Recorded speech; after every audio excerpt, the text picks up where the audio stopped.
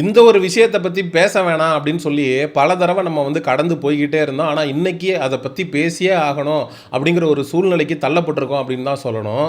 ஏன்னா தொடர்ந்து விஜய் அவர்கள் கூட்டம் போடும் போதெல்லாம் விஜய் அவர்களுடைய பெண் ரசிகைகள் கிட்ட மைக்கை நீட்டும் போது என் புருஷனை விட எனக்கு விஜயை தான் பிடிக்கும் அப்படின்னு பெண்கள் தொடர்ந்து பேசுறது அப்படிங்கிறது தொடர்கதை ஆயிடுச்சு.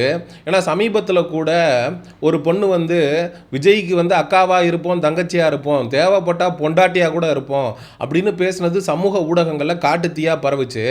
அதற்கு எதிர்வினை ஆற்றின பொன்ராஜ் அவர்கள் தாவேகாவில் இருக்கக்கூடிய பெண்கள் எல்லாம் விபச்சாரிகள் மாதிரி பேசுகிறாங்க அப்படின்னு ஒரு கடுமையான விமர்சனத்தை முன் வச்சிருந்தாரு. இந்த நிலையில தான் விஜய் அவர்கள் பொன்ராஜுக்கு எதிராக காவல் நிலையத்தில் நேரடியாக சென்று கம்ப்ளைண்ட்டும் ஃபைல் பண்ணார். அதுக்கப்புறம் தாவேகாவுடைய ஆட்சி வந்ததுக்கப்புறம் பொன்ராஜ் அவர்கள் மீது 2 செக்ஷனுக்கு கீழே வழக்கு பதிவும் செய்திருந்தது.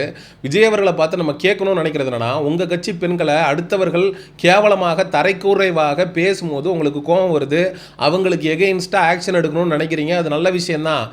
அதே சமயத்தில் உங்கள் கட்சியில் இருக்கக்கூடிய பெண்கள் என் அண்ணனை விட, என் அப்பாவை விட, என் புருஷனை விட எனக்கு விஜயை தான் ரொம்ப பிடிக்கும் அப்படின்னு ஒரு பப்ளிக் மீடியாவில் தொடர்ந்து பேசிக்கிட்டே இருக்காங்க. இதை பற்றி நீங்கள் ஏன் ஒரு கண்டன அறிக்கை கூட விடலை? என்னுடைய ரசிகைகள் கவனமாக இருக்கணும், மீடியாவில் அந்த மாதிரிலாம் பேசக்கூடாது, என்ன இருந்தாலும் தொட்டு தாலி கட்டின கணவனை தான் நீங்கள் முதல் இடத்துல வைக்கணும். ஏன்னா இந்த வாழ்க்கையை உங்களுக்காக அர்ப்பணிக்கக்கூடிய நபர் உங்களுடைய கணவன் தான்.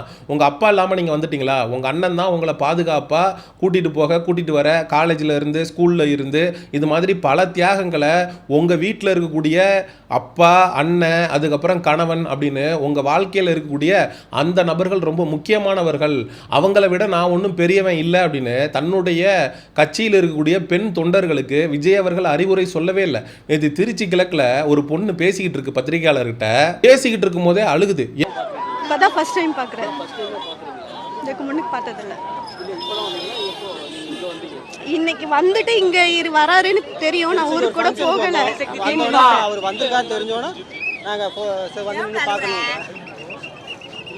ஏமா அழுகிற அப்படின்னு சொல்லி அந்த பத்திரிகையாளர் கேட்குறாரு. அதுக்கு அந்த பெண்ணுடைய கணவர் பதில் சொல்கிறாரு, அதாவதுங்க என்னை விட என்னுடைய மனைவிக்கு விஜயை தாங்க ரொம்ப பிடிக்கும். என்னை எவ்வளோ கேவலப்படுத்தியிருக்கா தெரியுமா? யாருக்காக கேவலப்படுத்தியிருக்கா? விஜய்க்காக. விஜயோட திரைப்படத்தை போய் நாங்கள் தேட்டரில் பார்க்கும் போதெல்லாம் விஜய் அண்ணா எப்படி டான்ஸ் ஆடுறா இருப்பார், விஜய் அண்ணா எப்படி ஃபைட் பண்ணுறா இருப்பார், விஜய் அண்ணா எப்படி ரொமான்டிக்காக நடிக்கிறா இருப்பார், விஜய் அண்ணா எப்படியெல்லாம் காமெடி பண்ணுறா இருப்பார், அவர்கிட்ட இருக்கிற ஏதாவது ஒன்று உங்ககிட்ட இருக்கா, நீ எல்லாம் அவருக்கு ஒரு ஆளா அப்படின்னு இந்த வீட்டில் இருக்கக்கூடிய இந்த விஜய் உடைய பெண் ரசிகைகளுக்கு கணவனாக இருக்கக்கூடிய, அண்ணனாக இருக்கக்கூடிய, தகப்பனாக இருக்கக்கூடிய எல்லாத்தையும் கேவலப்படுத்துறது. விஜய் மாதிரி வருமா, நீங்கெல்லாம் ஒரு ஆளே கிடையாதுன்னு தான் வீட்டில் தனக்கு உழைக்கக்கூடிய 3 வேளை சாப்பாடு உன் புருஷன் கஷ்டப்பட்டு உழைச்சி கொண்டு வந்து போடுறதுனால தானே சாப்பிட்ற. எப்படி கொஞ்சம் கூட வெக்கமான சூடு சொரணையே இல்லாமல் உன்னை விட விஜய் மேலானவன் அப்படின்னு தன்னுடைய கணவனை பார்த்து ஒரு பொண்ணால் பேச முடியும்? சொல்ல முடியாத அளவுக்கு. என்ன தவிர அவரை தான் ரொம்ப பிடிக்கும். ஏன்னா என்னவே அது நிறைய வாட்டி கேவலப்படுத்தியிருக்கா. அதனால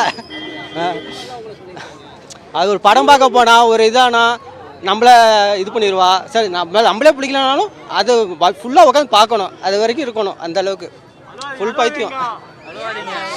தமிழ்நாட்டு மக்களை காக்க வந்த கடவுள் தளபதிடா. இதை பத்தி பேசிட்டா ஐயோ பாத்தீங்களா, விஜய் அவர்களுடைய பெண் தொண்டர்களுக்கு, தமிழக பெண்களுக்கு எதிராக பேசிவிட்டார், இவர் மீது சட்டம் தன் கடமையை செய்யணும். ஒரு பெண் ஒரு ஆணை வந்து விருப்பப்படுறத வந்து வெளியில சொல்லக்கூடாதா? ஒரு பெண்ணுக்கு விருப்பம் அப்படிங்கிறது இருக்கக்கூடாதா? என் கணவன் தாலி கட்டிட்டா அதுக்கப்புறம் ஒரு பெண் இன்னொரு ஆணை வந்து ரசிக்க கூடாதா?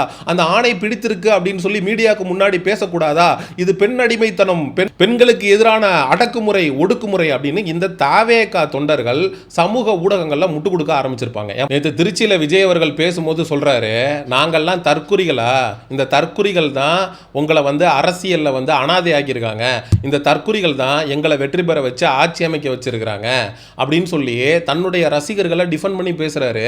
ஆனா இதே விஜய் அவர்களுக்கு விஜயோடைய பெண் ரசிகைகள் மைக்க நீட்டுற இடத்துல எல்லாம் விஜயை பிடிக்கும், என் புருஷனை விட எனக்கு விஜயை தான் பிடிக்கும், அக்காவா இருப்போம், தங்கச்சியா இருப்போம், தேவைப்பட்டா பொண்டாட்டி பொண்டாட்டியாக இருப்போம். ஒரு ஆண்டி எல்லாம் பேசுகிறாங்க 45 வயசுக்கு மேலே இருக்கவங்களுக்கு.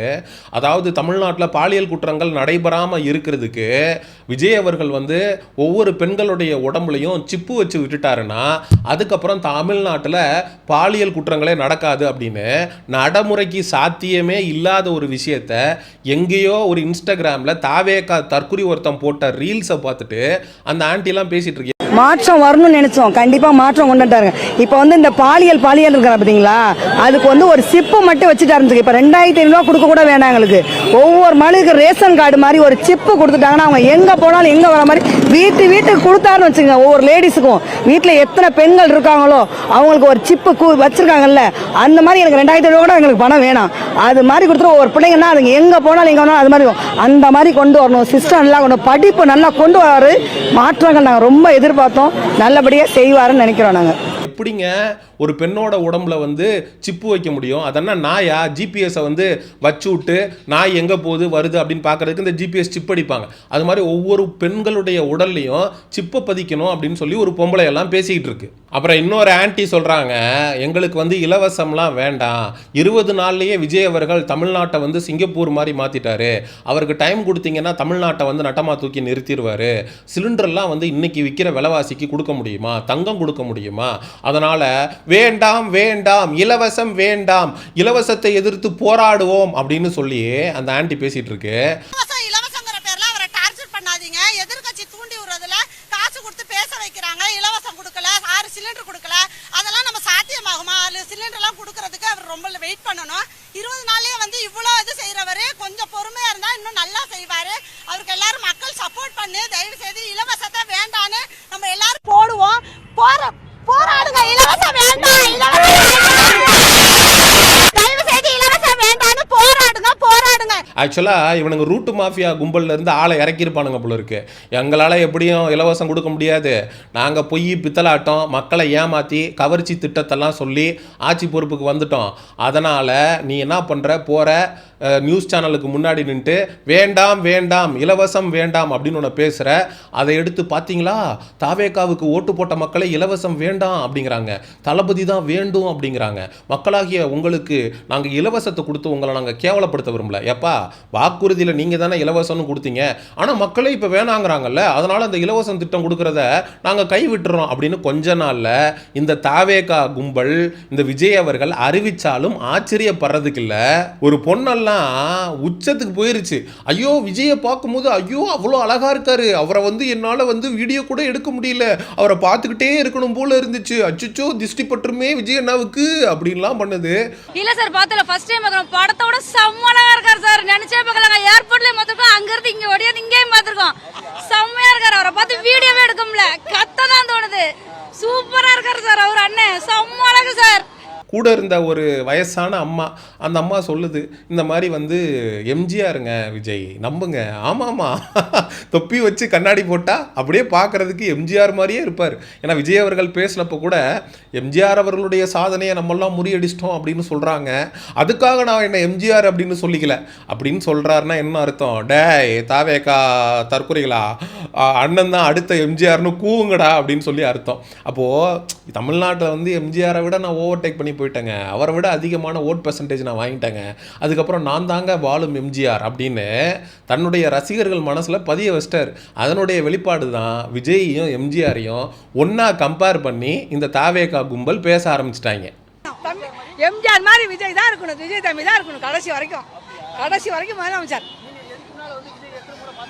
நான் இப்போ 3 திரும்ப பார்த்துருக்கேன், 3 திரும்ப பார்த்துட்டோம். இப்போ முதல்ல பார்க்குறேன். இது எம்ஜிஆர் எப்படி ரொம்ப பிடிக்கும், அதுக்கப்புறம் இப்போ விஜய் தான் பிடிக்கும். விஜய் அவர்களோட சக நடிகர் அஜித் குமார்னு ஒருத்தர், அவர் தன்னுடைய ரசிகர்களுக்கு கொடுத்த அறிவுரை என்ன தெரியுமா? வீட்டை பாரு, குடும்பத்தை பாரு, உன்னுடைய எதிர்காலத்தை பாரு, அப்பா அம்மாவை பாரு, நேரம் கிடைச்சா என்னுடைய படத்தை தியேட்டரில் வந்து பாரு. இவ்வளோதான் அஜித்குமார் அவர்கள் தன்னுடைய ரசிகர்களுக்கு சொன்ன ஒரு வேத வாக்கு. அதை நிறைய பேர் எடுத்துக்கிட்டு ஃபாலோ பண்ணி இன்னைக்கு அஜித் ரசிகன் ஒவ்வொருத்தனும் தன்னுடைய வாழ்க்கையில் முன்னேற்றதுக்கான வழியை நோக்கி போய்கிட்டு இருக்கான். ஆனால் இந்த விஜய் ரசிகர்கள் இப்போ வரைக்கும் வந்துக்கிட்டு என் புருஷனை விட விஜயை தான் பிடிக்கும், விஜயண்ணா அழகாக இருந்தார், விஜயண்ணா அப்படி இருந்தார் இப்படி இருந்தார், நீங்கள் வந்து அவருக்கு டைம் கொடுங்க, அவர் அதை பண்ணிடுவார் இதை பண்ணிடுவார் அப்படின்னு ஒரு மாய உலகத்தில் வேறு ஒரு கிரகத்தில் இந்த ஒரு கும்பல் விஜய் அவர்களுக்கு ஆதரவு கொடுக்குறேன் அப்படிங்கிற பேரில் ரசிக வெறியில மூழ்கி கிடக்கிறத பார்க்கும்போது உண்மையிலேயே வேதனையாகவும் அருவருப்பாகவும் இருக்கு. குறிப்பாக திருமணமான பெண்கள் என்னுடைய கணவனை விட விஜயை தான் பிடிக்கும் அப்படிங்கிற மனநிலையில் இருந்துக்கிட்டு ஒவ்வொரு முறையும் மீடியாவுக்கு முன்னாடி வந்து பேசுறது பார்க்கறதுக்கு உண்மையிலேயே ரொம்ப அருவருக்கத்தக்க தனமாக இருக்குது. தமிழ்நாட்டில் இந்த கூட்டம் அப்படிங்கிறது தமிழக அரசியலை பிடிச்ச சாபக்கேடு அப்படின்னு சொல்லி இந்த காணொலியை நிறைவு செய்கிறேன். மக்களாகிய நீங்கள் திருச்சியில் விஜய் அவர்களுடைய பெண் தொண்டர்கள் எல்லை மீறி பேசி வைத்திருக்கிறத பற்றி, இவங்க தன்னுடைய கணவனை விட விஜயை தான் பிடிக்கும் அப்படின்னு பேசுறதெல்லாம் பற்றி மக்களாகிய நீங்க என்ன நினைக்கிறீங்க அப்படிங்கிற உங்களுடைய கருத்துக்களை மறக்காம கமெண்ட் செக்ஷன்ல சொல்லுங்க. சமூக நிகழ்வு, அரசியல் சார்ந்த பதிவுகளுக்கு சயோனிசம் சேனலை சப்ஸ்கிரைப் பண்ணுங்க. அடுத்த ஒரு காணொளி பதிவில் சந்திப்போம். நன்றி, வணக்கம்.